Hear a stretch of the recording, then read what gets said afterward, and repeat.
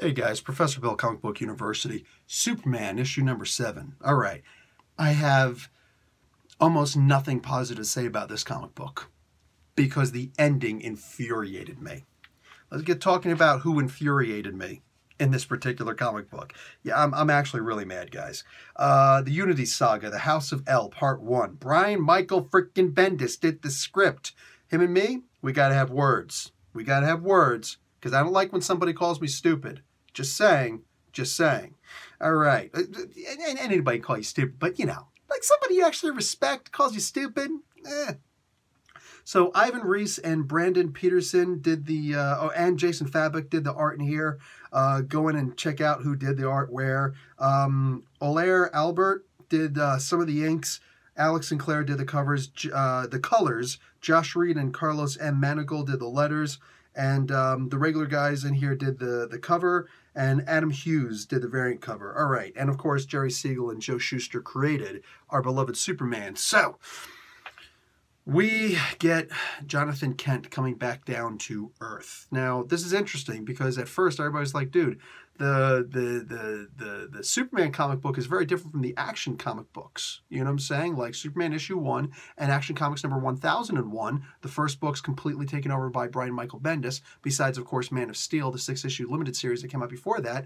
They were very different from each other. In one comic book, the world is trapped inside of the negative zone. In the other, not the negative zone, the Phantom Zone. In the other comic book, oh no, there's like some mafia stuff going on.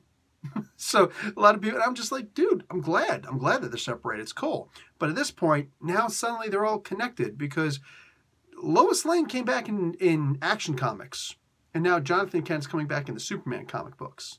What's up with that? What's up with that? But they all left in the Man of Steel comic. What's up with that? Now, basically, they go out and they use this thing that's already been used so much this year. Ever since, like, this year was the Crisis on Infinite Earths or something like that, over in the CW superhero shows, the WB CW shows. The previous year, last year, was the invasion angle, which brought back to the reminder of people, the forefront of people's memories, the invasion crisis. It wasn't a crisis, but you get what I'm saying. It was very crisical. I just made up that word. What do you call it? From way back in, what was it, 1984, 86, something like that. Go and check out Spotlight on Story. Spotlight on Story, Invasion. And I will tell you all about that 3-issue limited series, which was actually only 2 issues of an invasion. The rest was just talking about, oh, hey, metahumans were introduced into the DC universe at this point. What do you call it? As far as this book is concerned, yeah, Jor-El, Lois, and Jonathan fly off into space and get into a bigger spaceship, and what do you call it? They fly up, and there's an invasion by the Dominators, and they're eventually going to make their way to Earth.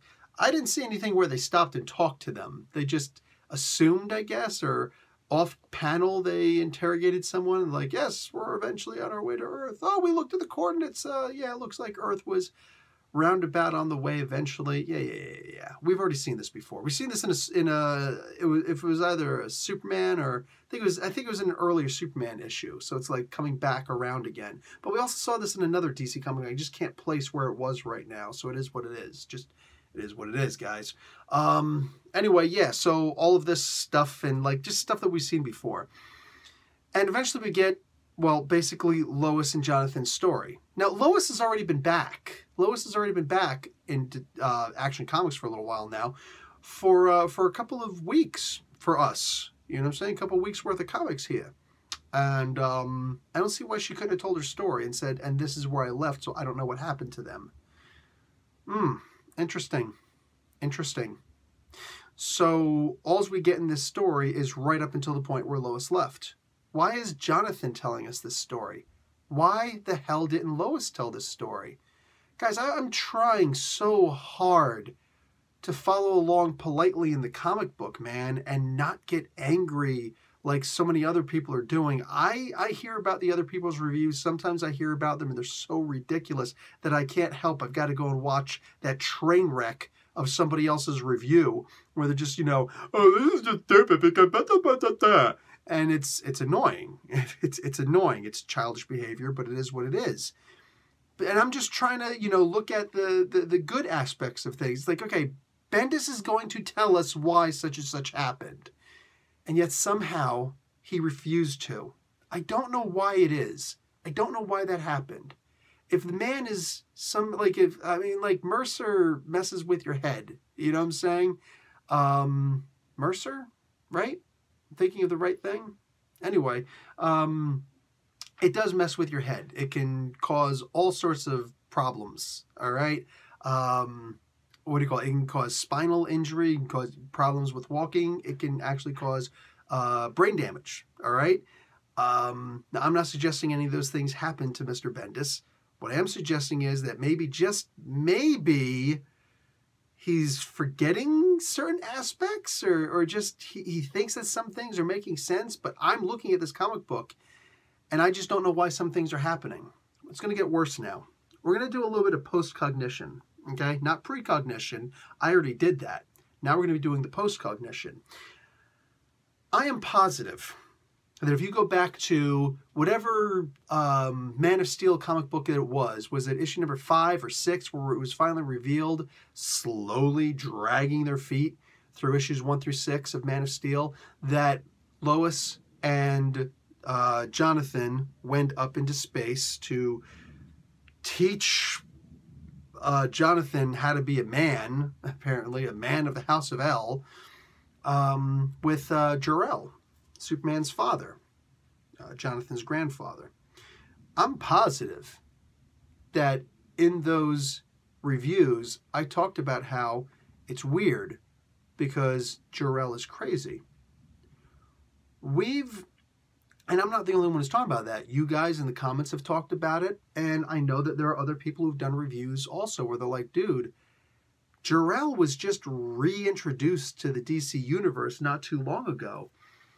And he was crazy. He lost his mind. In fact, we thought that he died, but still, like, he's crazy. And he's been reintroduced into the comic books just a little bit too soon. You can't cure yourself of insanity that quickly. So the dude's crazy.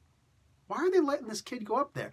And the whole time, I remember saying things to the effect of, through Action Comics 1001 and Superman issue number 1, all these different comic books in the beginning of Bendis's run, I talked about it several times. Like, I guess that it was just rebooted, where he's just like, I'm going to ignore the fact that they were that he went crazy, and we're just going to say that he's a responsible, cognizant adult who's going to go off and teach his grandson how to fish in space, basically, But, like, if he were actually crazy, I just can't see Superman and Lois both saying, it's okay. Don't worry about it. It's okay. You guys go. You go ahead and you take our son, our only son, even if he was, 1 out of 40 sons, you're not going to let him take him. So it's a son you don't like somehow. This kid's a disappointment. Go ahead, take him. No, I can't even see that. You wouldn't let him go if he was crazy. Okay? Everybody always talks about the pedophile uncle. You know what I'm saying? The uncle who like, that he's not right and he does bad things. It's a trust thing. But I think that enough people know, don't leave him alone. I don't see why this person would even be invited to the freaking picnic, but the point is, you never leave him alone with them. So what? Lois Lane thinks that she's going to go up there? Well, I guess, Lois Lane was a femme fatale for a little while, right? She was a female fatale for a little while, so why not? She could take out freaking Jor-El. Absolutely. Yeah, I'm sorry.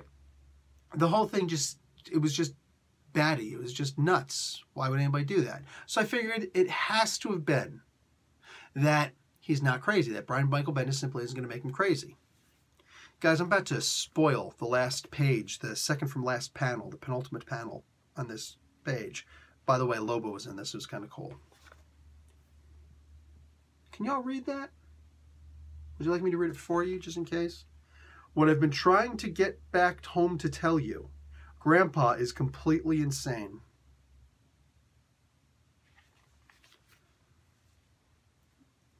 not just when I was holding this comic book and reading it the first time, but even as I read it now,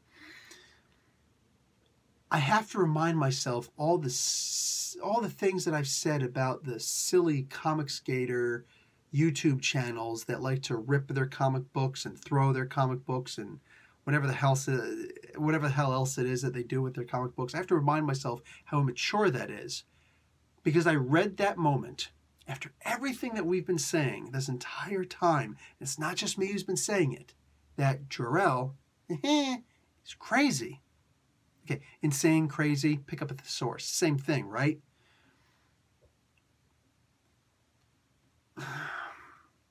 Look, I've mentioned this also several times, many more times in my reviews.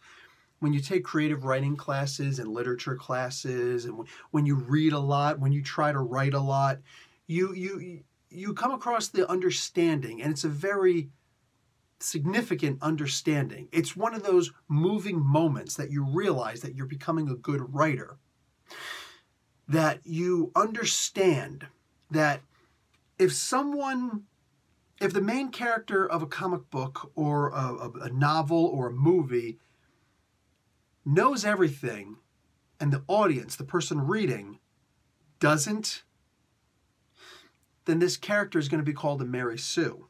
This character is going to be unrealistic, it's going to be unbelievable, and you're not going to want to follow along with the character. In this particular case, this is the other end of that spectrum. If you have a character who doesn't know anything, but through everything that we've read in, the background or side stories or what's happening in the comic book that the main character isn't present for, or in this particular case, stuff that we've seen before this writer came along and took over the books, if the audience knows more than the protagonist, at least off the protagonist and the two main supporting characters, that's Superman and his wife and daughter, or wife and son, then the audience feels insulted because all the characters just seem stupid, inherently and irredeemably stupid. And that's exactly the case that we're in here. And not just in some minor way, not in some superfluous way. No, this is actually a serious, I'm going to call this a critical issue in the comic book. Everybody here knows that I have spoken out for Brian Michael Bendis. I've said nothing but kind things about him, and I will continue to say kind things about him because I think that the man is a genius amongst geniuses. I've never really said a bad word about him, and anything negative I've said it with, sadness in my heart, but not this time. This was a terrible comic book. It's still January in 2019, and I already understand what the worst comic book of the year is in my head. This was a terrible comic book. I don't feel like the character of Superman or Jonathan or whomever has been, ruined, because no one person can ruin a comic book character. That's just something you understand, when you're mature. But what has happened is that a terrible, horrible comic book has been written and purchased by a lot of people.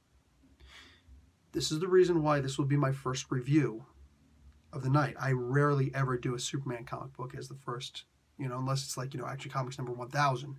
I will rarely ever do a Superman comic book as my first review of the week. In this particular case, exception, because this was a terrible comic book. That ending is it's such a spit in the face, not of us as fans, no, but us as intelligent people. Dad, Mom, the thing that I've been trying to get back to Earth to tell you is that Grandpa is totally insane. No shit, Sherlock. We've been saying that for the past 2 years. Welcome. Welcome to the modern day. This comic book sucked.